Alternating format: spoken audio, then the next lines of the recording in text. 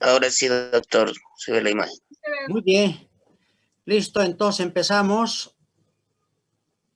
para señalar de que el corazón, hemos dicho que es un músculo hueco, impelente y aspirante. Esa actividad de impelente aspirante que nosotros sabemos ya anatómicamente es la sístole y diástole del corazón. Para que esto se produzca necesitamos de un músculo que se llama el miocardio. Es el músculo cardíaco propiamente dicho. El músculo cardíaco propiamente dicho o miocardio que estamos viendo aquí en este corte de la pared del ventrículo izquierdo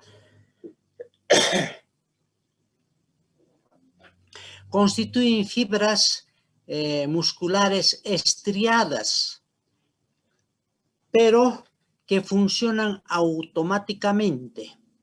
Eso hay que tomar en cuenta, ¿no? Los músculos en general se dividen en fibras estriadas voluntarias y fibras lisas involuntarias o automáticas, ¿no? Eso saben ustedes, características generales de los músculos. Entonces, aquí el músculo, el miocardio, para ser más concretos, está constituida de fibras estriadas, pero involuntarias o automáticas. Por esa razón, el músculo cardíaco se divide en el músculo propiamente dicho y en fibras altamente especializadas, fibras musculares altamente especializadas que constituyen el sistema de conducción del corazón. Bueno, entonces nos vamos a referir a estos dos tipos de músculo, el miocardio propiamente dicho y el sistema de conducción del corazón.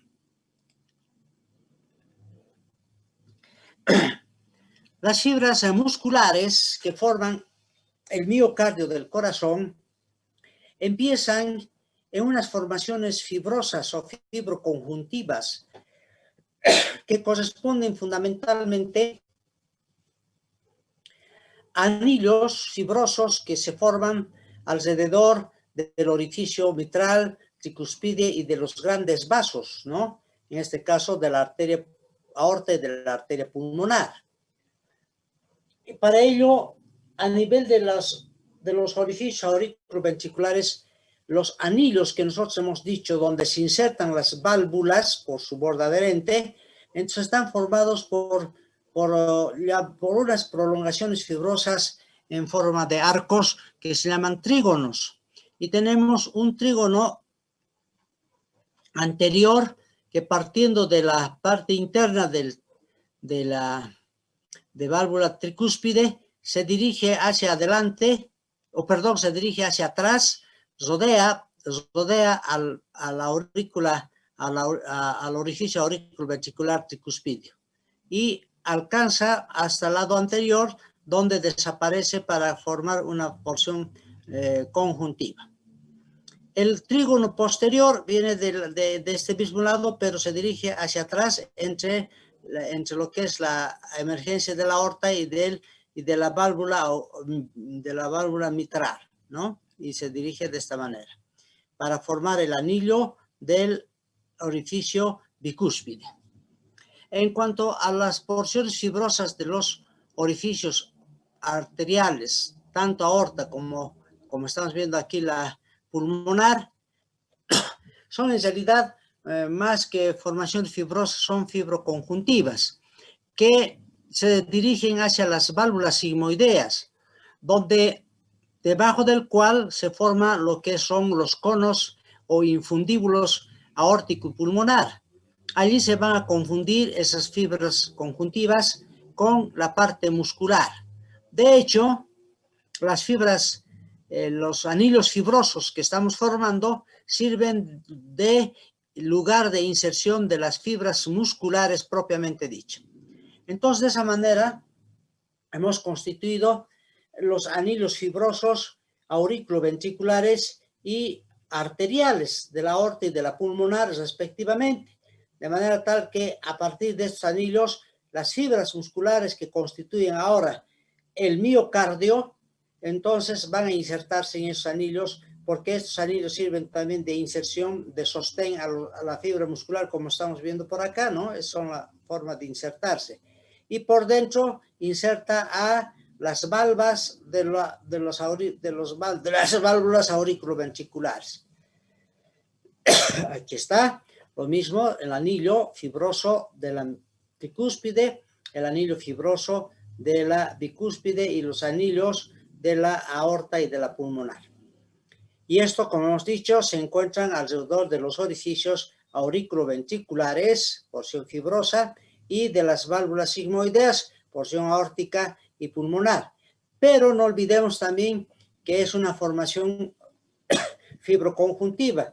La porción conjuntiva corresponde al tabique interauricular y a la porción membranosa del tabique interventricular, ¿no? De esas dos formaciones también no hay que olvidar, porque son delgadas y transparentes inclusive de la constitución de las paredes internas de las aurículas y en la porción superior de los ventrículos. Bueno, de estas formaciones fibroconjuntivas van a nacer las fibras musculares como tal. Y se dividen en fibras musculares ventriculares y fibras musculares auriculares, es decir, para los ventrículos y para las aurículas. En cuanto a los ventrículos, aquí tenemos el ventrículo derecho y parte del ventrículo izquierdo. Corresponde a la cara anterior superior del corazón, ¿no? Ahí estamos viendo a las fibras que se van a dividir en tres capas. Una capa superficial, una capa media y una capa profunda. La capa superficial que estamos viendo acá parten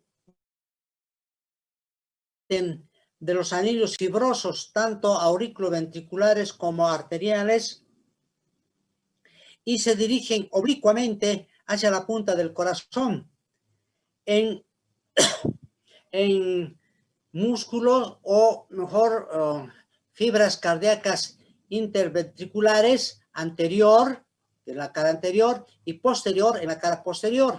Son fibras que abrazan tanto al ventrículo derecho como al ventrículo izquierdo en sus caras. Por eso se llaman fibras interventriculares anterior y posterior, que vuelvo a repetir, se dirigen desde los orificios auriculoventriculares y arteriales hacia el vértice del corazón. Forman una especie de remolino al llegar al corazón, o torbellino, ¿no? Donde las fibras de la punta del corazón van a ingresar profundamente hacia el tabique interventricular. Así terminan entonces las fibras en remolino o torbellino que constituyen la capa superficial, que su dirección de arriba hacia abajo no son oblicuas, y se tuercen al llegar hacia el vértice del corazón para formar el remolino que estamos señalando. La capa media comprende las fibras propias del corazón, así se denominan. Son fibras circulares, aquí tenemos fibras circulares, y son propias para cada ventrículo, para el ventrículo derecho y para el ventrículo izquierdo, respectivamente.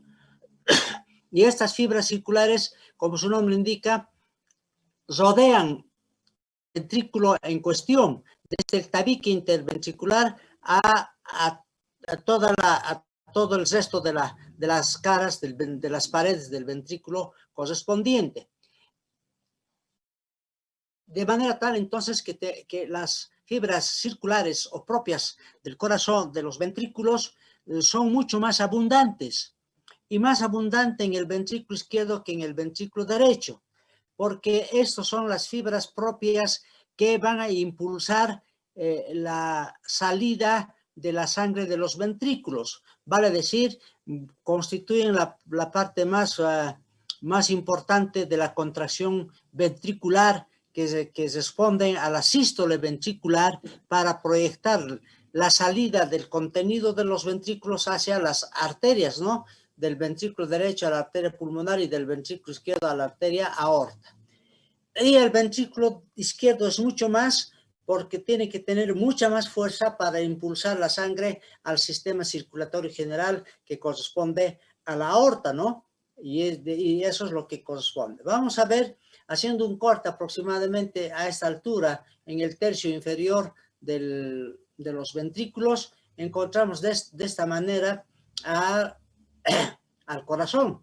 Es el ventrículo izquierdo. Vean ustedes la cantidad de fibras musculares circulares que están formando a este nivel, y del ventrículo derecho, que es de menor cantidad.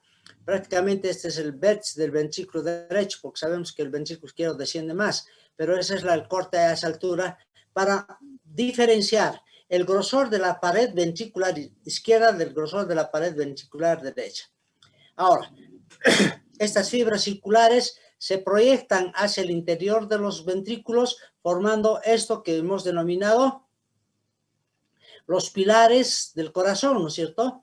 Las columnas carnosas de primero, segundo y tercer orden, los pilares del corazón. Tanto en el ventrículo derecho, que aquí tenemos pilar posterior, pilar anterior, y los pilares anterior, posterior e interno de lo que es el ventrículo derecho. De esa manera, entonces, la diferencia de la capa muscular media, que es las fibras circulares o fibras propias del corazón, porque es el responsable de, al contraerse, de expulsar el contenido. Por ejemplo, aquí estamos encontrando al corazón en sístole ventricular, cuando se ha contraído y ha vaciado el contenido de su cavidad, ¿no? Tenemos finalmente la capa profunda, que corresponde a fibras verticales o interventriculares, ¿no? Que nacen de la parte posterior inferior de la porción membranosa del tabique interventricular. Sabemos que el tabique interventricular hacia arriba es una formación membranosa, ¿no es cierto?, de carácter fibroconjuntivo. Y entonces, desde la parte posterior inferior nacen estas fibras verticales, tanto hacia el lado derecho como el lado izquierdo, formando el tabique interventricular. Se dirigen hacia al vértice del corazón también, ¿no? Se dirigen hacia abajo al vértice del corazón. Y son interventricular porque está formando el tabique precisamente interventricular. Y de esa manera tenemos entonces tres capas: una capa superficial, una capa media, una capa superficial de fibras en torbellino o oblicuas, una capa media, circulares o las fibras propias del corazón, y la capa profunda de fibras verticales interventriculares. Eso ha sucedido entonces a nivel de lo que significa los ventrículos. ¿Qué pasa con las aurículas? Las fibras musculares de las aurículas son también fibras propias y fibras comunes. Las fibras propias están a nivel de los orificios aórtico y pulmonar, ¿no? En este caso, aórtico y pulmonar. Las fibras propias. Y de la desembocadura de las venas pulmonares y de las venas cavas, ¿no? Entonces tenemos fibras propias alrededor de los orificios, de la desembocadura de los grandes vasos aórtico pulmonar, de las venas pulmonares y de las venas cavas. Aquí se ve las fibras propias circulares, ¿no?, de las arterias, de los vasos arteriales. Las fibras comunes son de dos tipos: unas fibras comunes interauriculares horizontales y fibras interauriculares verticales. Las fibras interauriculares comunes horizontales parten de la aurícula izquierda, de aquí, ¿no? Esta es la aurícula izquierda. Y de ahí sus fibras se dirigen, como su nombre indica, en forma horizontal, ¿no?, hacia la aurícula derecha. Al llegar a la aurícula derecha, hacia la desembocadura de la vena cava superior, se divide en dos fascículos: un fascículo anterior, que es este, y un fascículo posterior, que finalmente, después de rodear los orificios de las venas cavas, alcanzan las paredes de la aurícula derecha, donde se engruesan, diremos, estas fibras musculares, formando el músculo pectíneo o los músculos pectíneos que hemos señalado en el interior de la cavidad auricular. Y de esa manera tenemos las fibras comunes horizontales de las aurículas. Las fibras comunes verticales auriculares son las que se encuentran en la cara superior y posterior de las aurículas, especialmente de la aurícula izquierda que vemos acá, ¿no? Se encuentran entre la desembocadura de las venas pulmonares, se dirigen de arriba hacia atrás, ¿no? Y forman ese espacio que hemos dicho entre las venas pulmonares. En tanto que en la aurícula derecha está entre la desembocadura de las venas pulmonares derechas y la cara posterior de la aurícula derecha propiamente, que son estas fibras que estamos viendo verticales. De esa manera tenemos entonces establecido las fibras musculares propias de los orificios, de los vasos sanguíneos del corazón y de las fibras comunes auriculares horizontal y verticales. Sabemos que las fibras musculares, tanto en las aurículas, mejor dicho, son escasas, ¿no? Son pocas, por eso sus paredes son delgadas. En la parte lateral, tanto de la aurícula derecha principalmente y de la aurícula izquierda, forman los músculos pectíneos, que ustedes recordarán, hemos dicho también a nivel de la cavidad auricular. Bueno, y de esa manera, las fibras musculares del miocardio, tanto ventriculares como auriculares, se han comportado de una manera especial en cada región. Otra parte de lo que significa la musculatura constituye el sistema cardionector del corazón, el sistema de conducción del corazón. El sistema de conducción del corazón es un sistema muscular altamente especializada para conducir los estímulos cardíacos. Los estímulos cardíacos deben llegar al miocardio para que se produzca la contracción y dilatación del corazón. Es decir, ya hablaremos con más propiedad, la sístole y diástole del corazón, ¿no es cierto? Y a eso se refiere entonces la actividad cardíaca del corazón. Para que la actividad cardíaca se produzca, necesitamos del sistema cardionector o del sistema de conducción del corazón que corresponden a fibras musculares, repito, altamente especializadas. Estoy repitiendo este aspecto porque no se trata de nervios, no son nervios, son fibras musculares altamente especializadas para llevar el sistema de conducción, para llevar los estímulos cardíacos. ¿Cómo está conformado este sistema de conducción? El sistema de conducción encontramos aquí en la aurícula derecha, en la desembocadura de la vena cava superior, ¿no? Hay un fascículo arqueado, o mejor dicho, vertical, que se dirige hacia abajo a la cara inferior de la aurícula. Es la cresta terminal, recuerden ustedes, ¿no? La cresta terminal que está separando orificio de desembocaduras de la vena cava superior y de la inferior. Es la cresta terminal. Y allí encontramos un engrosamiento que se llama el tubérculo de Lower. Recuerden, este tubérculo de Lower contiene un acúmulo de fibras musculares especializadas que forman el nódulo sinusal. El nódulo sinusal o nódulo sinusal simplemente, o nódulo atrial, que de algunos autores. El nódulo sinusal, conocido desde su inicio como el nódulo de Kate y Flat. Este nódulo de Kate y Flat corresponde a dos autores, a Kate, un autor, y Flat, que han estudiado juntos. Precisamente por eso lleva el nombre de los dos autores, Kate y Flat, ¿no? es el nódulo sinusal, es el comando de las contracciones cardíacas, es el nódulo que va a dar el ritmo cardíaco, ¿no? El nódulo sinusal. Por eso el ritmo cardíaco se llama ritmo sinusal, ¿no? Es para comprender un poco más el marcapaso del corazón, nódulo sinusal de Kay y Flat. Aquí se inicia entonces el estímulo cardíaco de la actividad. Ahora bien, aquí recién han de llegar los estímulos nerviosos del simpático y parasimpático, ¿no? Eso vamos a hablar en inervación. Pero esos filetes nerviosos, simpático y parasimpático, han de hacer que el nódulo sinusal empiece su actividad.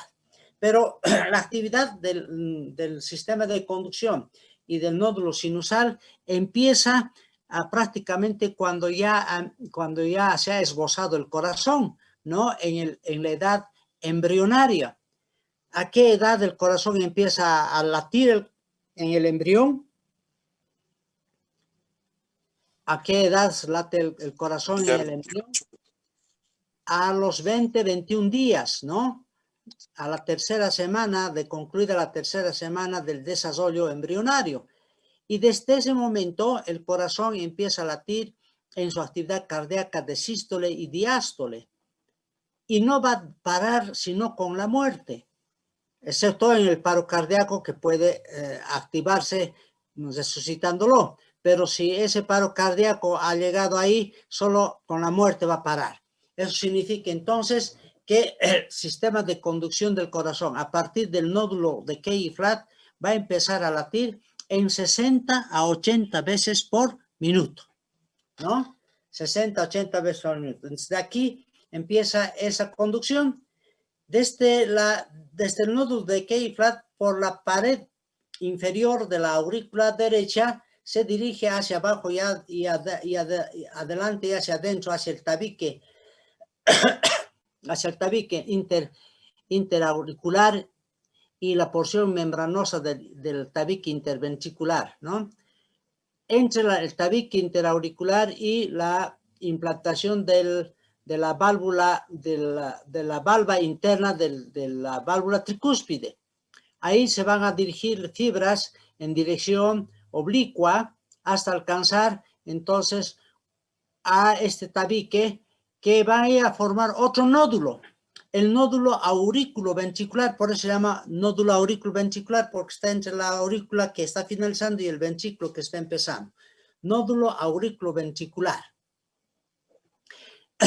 A este nivel, una fibra muscular de las fibras musculares auriculares se va a prolongar hacia este nódulo, formando el fascículo de Todaro. ¿No? Como aquí tenemos la cresta terminal, que también es un fascículo común, aquí tenemos el fascículo de Todaro. En ese fascículo de Todaro se va a ubicar el nódulo aurículo-ventricular o de Asaf-Itawara. Asaf-Itawara. Escuchen bien, son otros dos autores, Asaf y Itawara respectivamente, que se han dedicado al estudio de este nódulo, ¿no? Así se conocían antiguamente, ahora lo conocemos como nódulo aurículo-ventricular o nódulo aurículo-ventricular simplemente, ¿no? Bueno, el nódulo de Asaf-Itawara es el segundo comandante, diremos, de la contracción del estímulo cardíaco, ¿no? Cuando está disminuido o está fallando el nódulo sinusal, inmediatamente el de Asaf-Itawara toma el mando, pero solamente por un tiempo, hasta que se regularice el nódulo sinusal, ¿no? Entonces, del nódulo sinusal pasan por fibras descendentes al nódulo de Asaf-Itawara que tenemos ya al inicio de la porción membranosa del tabique interventricular. En el tabique interventricular nace un cordón del nódulo Asaf-Itawara, nace un cordón vertical que se dirige por la pared del del tabique interventricular en su porción membranosa. Tiene una longitud de 1 centímetro aproximadamente y se divide inmediatamente al llegar a la porción muscular del tabique interventricular en 2 ramas, ¿no? Este pequeño cordón se denomina haz de His, el haz de His. His es otro autor que ha estudiado también esta parte del corazón. El haz de His llega a la porción muscular, al miocardio del tabique interventricular, y se divide en 2 ramas, una rama derecha y una rama izquierda. La rama derecha se dirige por debajo de la capa del endocardio, ¿no? Cerca a la superficie del ventrículo derecho, y se dirige hacia el vértice del ventrículo.